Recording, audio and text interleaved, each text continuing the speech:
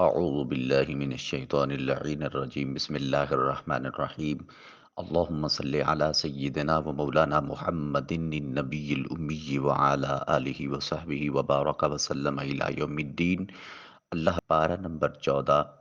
سورہ الحجر، آج آیت نمبر 9 سے ہمارے سبق کا آغاز ہو رہا ہے۔ آئیے چلتے ہیں تلاوت کلام رحمان کی طرف۔ إِنَّا نَحْنُ نَزَّلْنَا الذِّكْرَ وَإِنَّا لَهُ لَحَافِظُونَ وَلَقَدْ أَرْسَلْنَا مِن قَبْلِكَ فِي شِيَعِ الْأَوَّلِينَ وَمَا يَأْتِيهِم مِّن رَّسُولٍ إِلَّا كَانُوا بِهِ يَسْتَهْزِئُونَ كَذَلِكَ نَسْلُكُهُ فِي قُلُوبِ الْمُجْرِمِينَ لَا يُؤْمِنُونَ بِهِ وَقَدْ خَلَتْ سُنَّةُ الْأَوَّلِينَ وَلَوْ فَتَحْنَا عَلَيْهِم بَابًا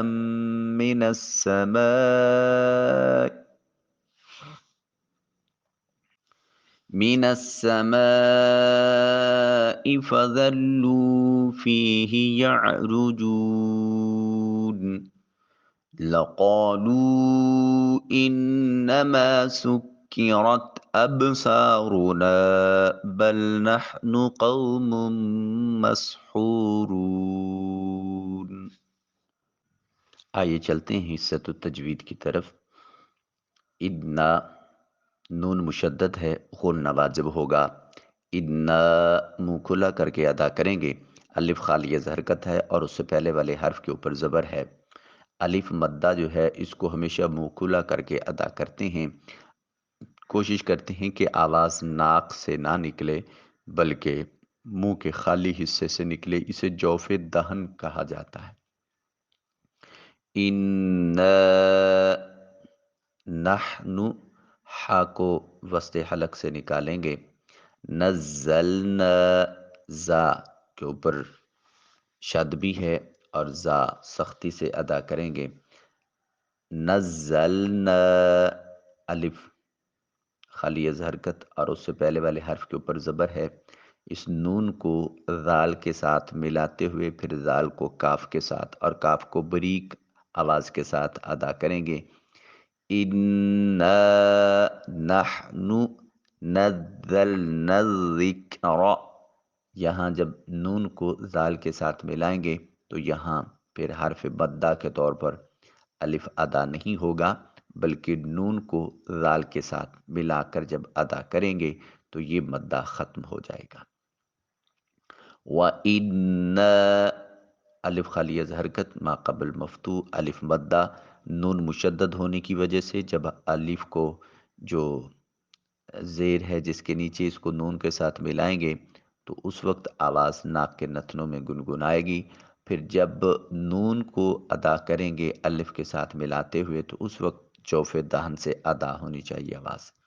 وَإِنَّا لَہُ، ہا کے اوپر واو المدیہ الصغیرہ جسے الٹا پیش بھی کہتے ہیں، اس کو ایک الف کے مقام لمبا کریں گے۔ بقیہ تجوید کے قوانین آپ خود اپلائی کریں گے، میں ترجمہ کی سعادت حاصل کرتا ہوں۔ ادنا بے شک ہم،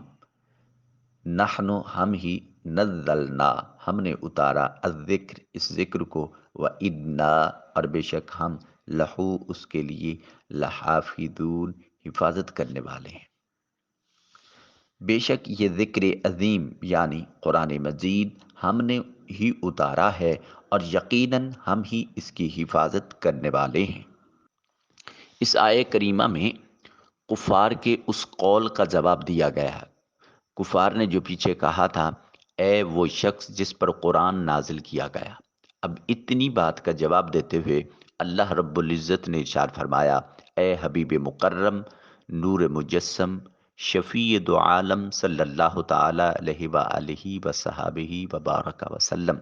بے شک ہم نے آپ پر قرآن مجید نازل کیا ہے اور ہم خود تحریف، تبدیلی، زیادتی اور کمی سے اس کی حفاظت فرماتے ہیں۔ یاد رہے کہ تمام جن و انس اور ساری مخلوق میں یہ طاقت نہیں ہے کہ وہ قرآن کریم میں سے ایک حرف کی کمی بیشی یا تغیر و تبدل کر سکیں، چونکہ اللہ رب العزت نے قرآن مجید کی حفاظت کا وعدہ اپنے ذمہ کرم پر لیا ہے، اس لیے یہ خصوصیت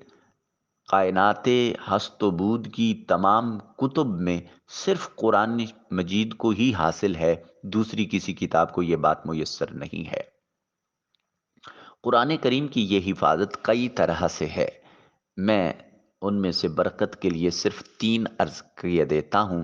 قرآن کریم کو وہ معجزہ بنایا کہ بشر کا کلام اس میں مل نہیں سکتا، نمبر 1۔ نمبر 2،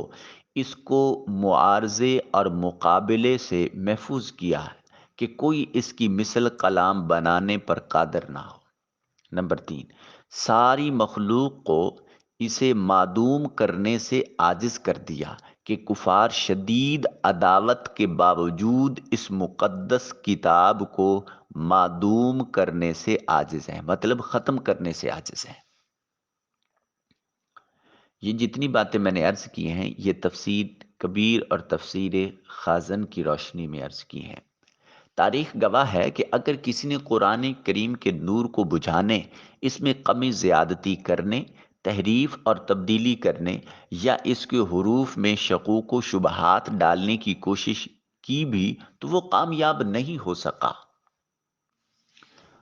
قرامطہ کے ملحد اور گمراہ لوگ سینکڑوں سال تک اپنے تمام تر مکر، دھوکے اور قوتیں صرف کرنے کے باوجود قرآن کے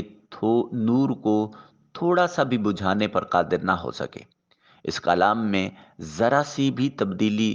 نہیں کر سکے اور نہ ہی اس کے حروف میں سے کسی ایک حرف کے بارے میں مسلمانوں کو شک اور شبہ میں مبتلا کر سکیں۔ اس قرآن مجید کے زمانے نزول سے لے کر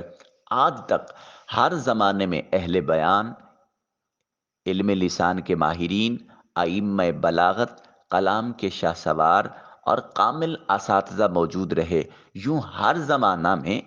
بکثرت ملحدین اور دین و شریعت کے دشمن بھی رہے، ہر وقت قرآن عظیم کی مخالفت پر تیار بھی رہے، مگر ان میں سے کوئی بھی اس مقدس کلام پر اثر انداز نہیں ہو سکا، کوئی ایک بھی قرآن حکیم جیسا کلام نہ لا سکا اور نہ ہی کسی آیت قرآنی پر صحیح اعتراض کر سکا ہے۔ اپنی کم علمی کی وجہ سے سوال ضرور مانتے ہوں گے، مگر وہ قرآن مجید اس کا کہیں نہ کہیں جواب دے رہا ہوگا، یہ ان کی کم علمی ہے، مگر درست اعتراض جو واقعی اعتراض ہو، جسے تسلیم کیا جائے، ایڈمٹ کیا جائے اور جس کا قرآن حکیم نے کوئی جواب نہ دیا ہو، ایسا کوئی اعتراض آج دن تک وارد نہیں ہوا۔ یہاں قرآن مجید کی حفاظت سے متعلق ایک حکایت عرض کیے دیتا ہوں۔ حضرت یحییٰ بن اقسم رحمت اللہ تعالی علیہ فرماتے ہیں، خلیفہ مامون الرشید کی مجلس میں ایک یہودی آیا اور اس نے بڑی نفیس، عمدہ اور ادیبانہ گفتگو کی۔ مامون الرشید نے اسے اسلام کی دعوت دی تو اس نے انکار کر دیا۔ جب 1 سال بعد دوبارہ آیا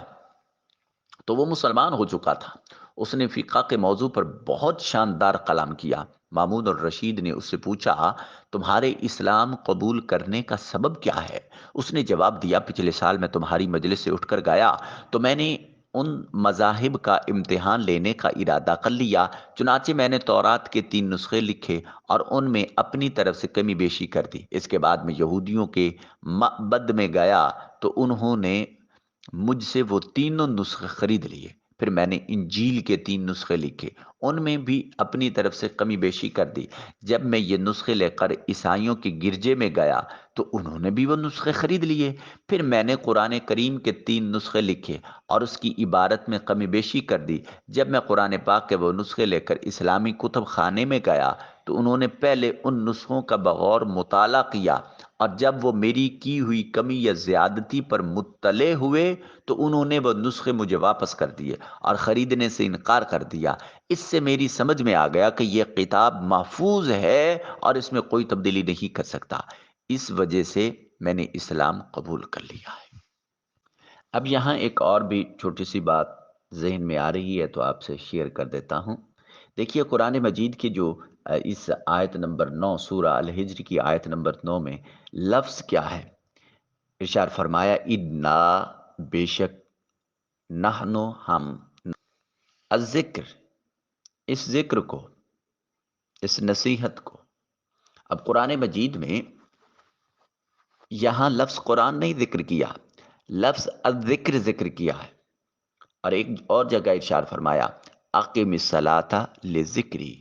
نماز قائم کیجئے میرے ذکر کے لیے. اللہ اکبر. تو اب معنی یہ ہوگا کہ بے شک ہم نے اس نماز کو، جسے اپنا ذکر بنا کر نازل کیا ہے،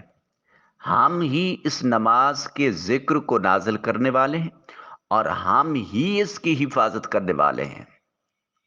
سو گویا جو اللہ کا ذکر نماز کی صورت میں کرتا ہے اور یہ ذکر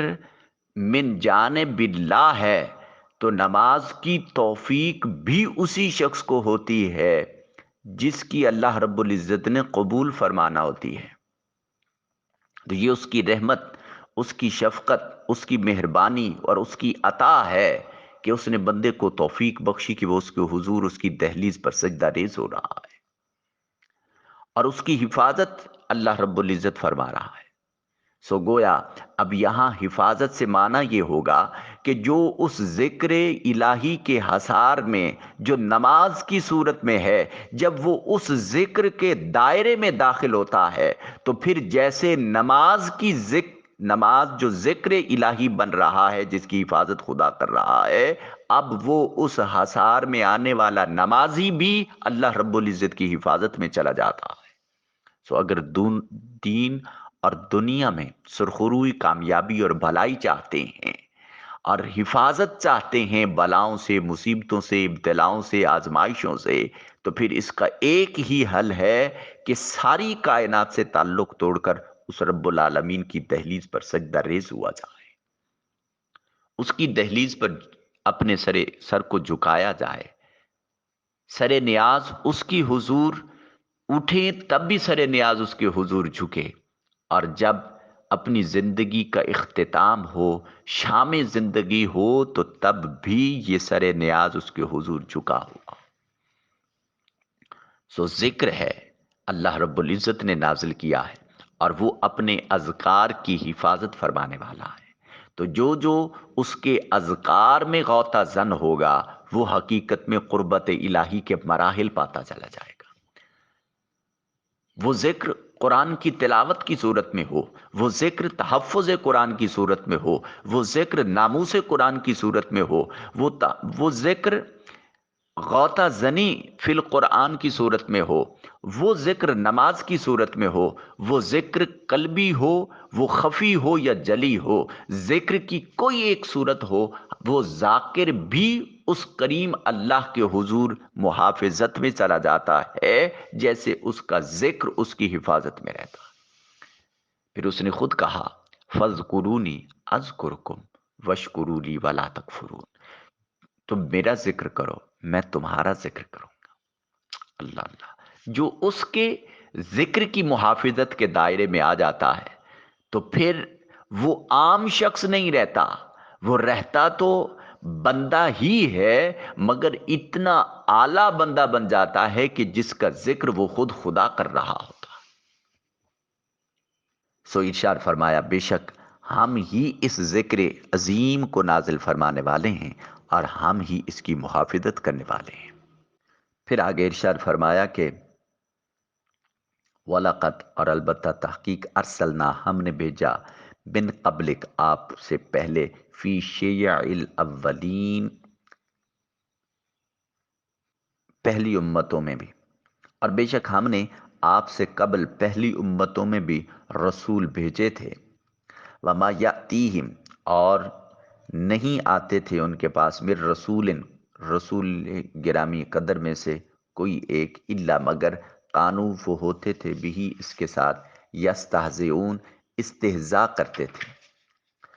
اور ان کے پاس کوئی رسول نہیں آتا تھا مگر یہ کہ وہ اس کے ساتھ مذاق کیا کرتے تھے.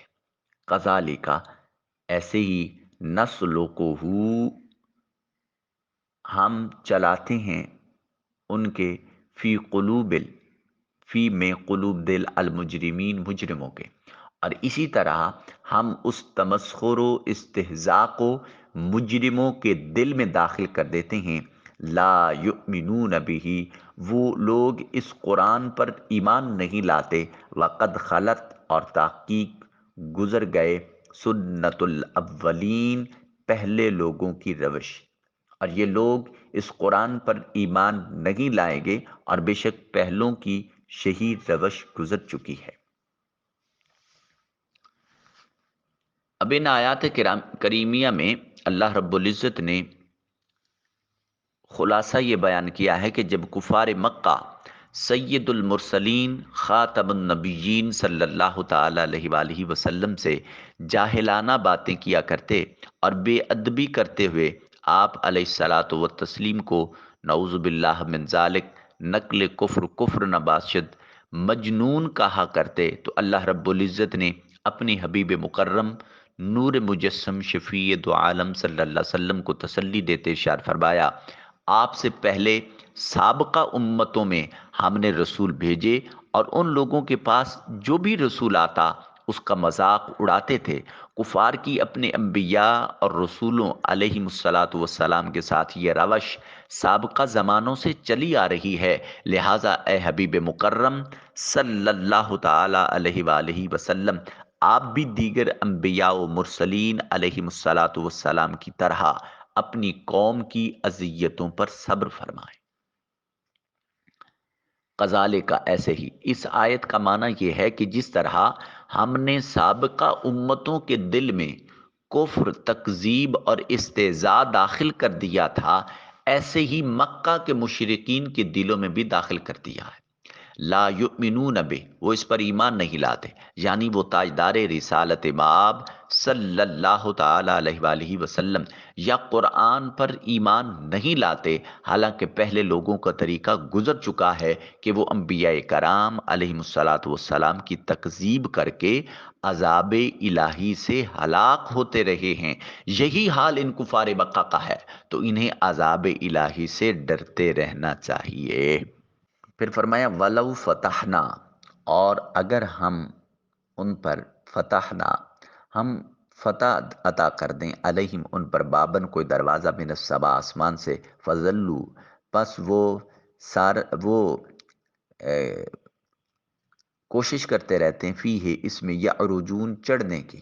اور اگر ہم ان پر آسمان کا کوئی دروازہ بھی کھول دیں اور ان کے لیے یہ بھی ممکن بنا دیں کہ وہ سارا دن اس میں سے اوپر چڑھتے رہیں، لقالو، تب بھی وہ کہیں گے، انما، بلا شبہ، سکرت، باندھ دی گئی ہیں، ابصارنا، ہماری آنکھیں،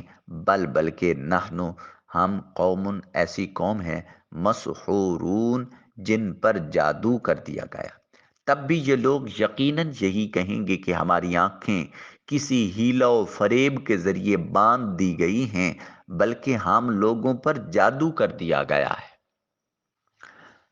اور اگر ہم ان کے لیے آسمان سے کوئی دروازہ کھول دیتے ہیں، اس آیت اور اس کے بعد والی آیت کا خلاصہ یہ ہے کہ کفار مکہ انات، ان کا بغض، انات اور دشمنی اس درجہ پر پہنچ گئی ہے کہ اگر ان کے لیے آسمان میں دروازہ کھول دیا جائے تو وہ انہیں اس میں چڑھنا میسر بھی ہو تو وہ دن میں سے گزریں اور آنکھوں سے دیکھیں، جب بھی نہ مانیں گے اور یہ کہہ دیں گے کہ ہماری نظر بندی کی گئی ہے، ہم پر جادو ہوا ہے، تو جب خود اپنے معائنہ سے انہیں یقین حاصل نہ ہوا تو ملائکہ کے آنے جانے، گواہی دینے سے جس کو یہ طلب کرتے ہیں اسے بھی کوئی فائدہ نہیں ہوگا۔ لہٰذا جن کے دلوں میں کفر ہے، جو بدعمالیوں کے بسبب جن کی آنکھوں پر پردے ڈل چکے ہیں، جن کے دلوں پر ان کے بدعمالیوں کے بسبب مہریں لگ چکی ہیں، تو اب وہ ہدایت کو قبول کرنے والے نہیں ہیں۔ اس لیے اے میرے محبوب، اے میرے حبیب مکرم شفیع دو عالم صلی اللہ علیہ وسلم، آپ ان کے لیے رنجیدہ خاطر نہ ہوئیے، آپ کا کام پہنچا دینا تھا، سو آپ نے پہنچا دیا۔ اب یہ اگر ہدایت قبول نہیں کرتے تو اس عدم قبولیت ہدایت کا سارے کا سارا جرم وہ ان کے نامہ اعمال میں ہے، اس میں آپ قصوروار نہیں ہیں۔